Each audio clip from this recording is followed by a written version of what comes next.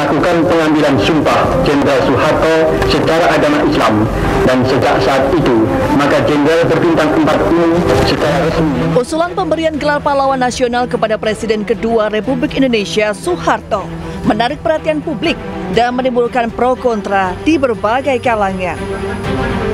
Sejumlah pihak menilai Soeharto layak menjadi pahlawan nasional karena Soeharto punya jasa besar bagi bangsa Indonesia. Sementara pihak lain menilai Soeharto punya banyak catatan kelam dalam masa pemerintahannya. Menanggapi usulan tersebut, Presiden ke-7 RI Joko Widodo menyampaikan Soeharto memiliki peran dan jasa terhadap negara yang wajib dihargai. Menurut Jokowi, pemberian gelar pahlawan untuk Soeharto telah melalui proses pertimbangan yang panjang. Terkait pro kontra pemberian gelar, Jokowi menyebut sebagai hal yang biasa. Saya kira kita semua sangat menghormati peran dan jasa yang telah diberikan baik oleh Presiden Soeharto maupun Presiden Gus Dur bagi bangsa dan negara ini. Ya, biasa dalam negara demokrasi ada pro kontra, ada yang setuju, ada yang tidak setuju, saya kira biasa. Tapi yang jelas ini kan ada timnya, para pakar yang juga memiliki pertimbangan-pertimbangan yang kita semua harus menghargainya. Dukungan serupa juga disampaikan pimpinan Pusat Muhammadiyah Muhadjir Effendi. Menurutnya, Soeharto punya jasa besar bagi bangsa Indonesia. Muhammadiyah intinya mendukung penuh pemberian gelar pahlawan kepada Pak Harto. Dan itu juga yang sudah dilakukan Muhammadiyah ketika Bung Karno mau diberi gelar pahlawan pada tahun 2012. Karena kedua-duanya ini punya irisan secara alasan objektif, saya rasa tidak ada satupun orang yang menolak atau memungkiri bedap andil kontribusi Pak Harto terhadap bangsa Indonesia ya. Sebelumnya, Menteri Kebudayaan Republik Indonesia menyatakan Presiden kedua Republik Indonesia Soeharto memenuhi syarat untuk dapat menggelar pahlawan nasional. Selain Soeharto, aktivis buruh Marsinah juga dinilai layak mendapat gelar pahlawan nasional. Fadli menyebut Soeharto berperan besar bagi bangsa Indonesia. Belum tahu, salah satunya adalah aspek pembangunan. Tidak hanya itu, Soeharto juga dinilai berperan dalam menghadapi agresi militer Belanda pada 1 Maret 1949 silam, serta operasi pembebasan Irian Barat atau Trikora. Saya mau laporan dulu. Berdasarkan penilaian dari sejumlah pihak yang masuk dalam Dewan Gelar dan Tanda Kehormatan, Fadli mengklaim Soeharto memenuhi sejumlah syarat untuk menjadi pahlawan nasional. Selain Soeharto, aktivis buruh Marsinah juga dinilai layak mendapat gelar pahlawan nasional. Belum tahu nanti. Ya, untuk nama-nama itu memang semuanya seperti saya bilang itu memenuhi syarat. Ya, termasuk nama Presiden Soeharto itu sudah 2-3 kali bahkan diusulkan. Ya, dan juga beberapa nama lain, ada yang dari 2011, ada yang dari 2015, semuanya yang sudah memenuhi syarat. Memenuhi syarat juga nggak, Pak? Memenuhi syarat. Marsinah juga memenuhi syarat? Iya.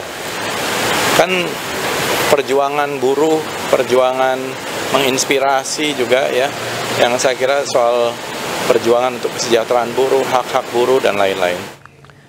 Kita ke informasi lain, pemirsa. Wakil Presiden Republik Indonesia ke-10 dan 12, Yusuf Kala, geram setelah aset lahan miliknya seluas 16 hektar di Kota Makassar, Sulawesi Selatan dikuasai oleh mafia tanah. JK mengklaim tanah tersebut telah dibeli secara sah sejak 35 tahun lalu.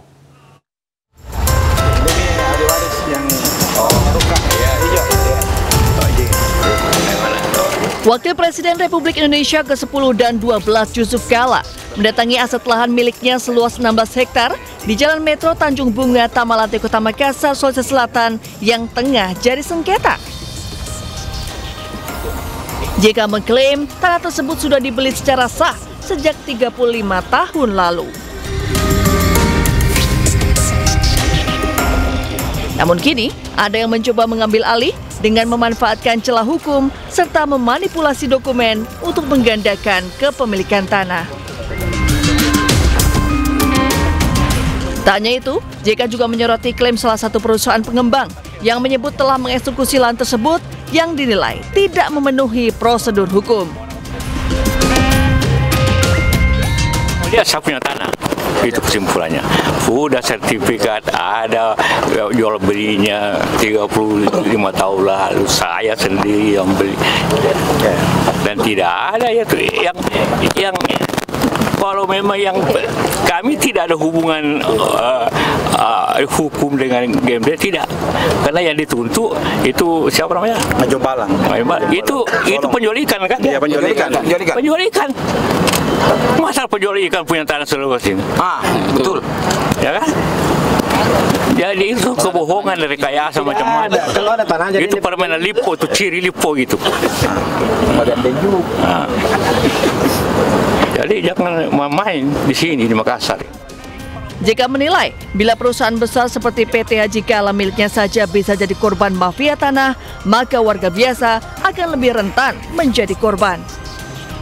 JK menyatakan siap menempuh seluruh proses hukum untuk membuktikan kepemilikan lahan tersebut adalah sah miliknya.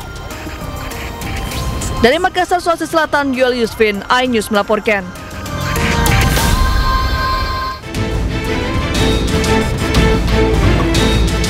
Akademisi Ubaidillah Badrun menuding Joko Widodo menikmati uang hasil korupsi proyek kereta cepat WUS. Ia berani mengungkap hal itu usai menelusuri aliran uang yang diduga hasil korupsi dari proyek strategis nasional, termasuk korupsi pada proyek kereta cepat Jakarta-Bandung. Ubaidillah juga menduga sebagian uang itu masuk ke kantong sejumlah pejabat, termasuk mengalir ke Solo.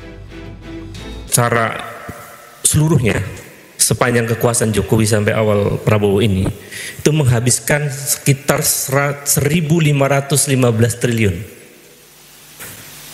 Saya telusuri di PPATK itu ternyata yang dikorupsi dari 1.500 lebih itu sekitar 510 triliun. Jadi 36% dari proyek strategis nasional itu dikorupsi. Dan itu masuk ke semua pejabat. Diduga kuat juga masuk ke Solo. Jadi bayangkan 30. Di sisi lain, Ketua Umum Projo Budi Ari Setiadi yakin Joko Widodo membangun proyek kereta cepat untuk kemajuan rakyat Indonesia. Meski demikian, ia juga mendukung proses penegakan hukum jika terbukti ada korupsi di proyek ambisius tersebut.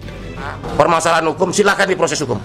Dan pihak-pihak yang bertanggung jawab harus bertanggung jawab. Tapi saya yakin 100% Pak Jokowi merencanakan dan mengeksekusi program BUS ini memang betul-betul untuk kemajuan Indonesia.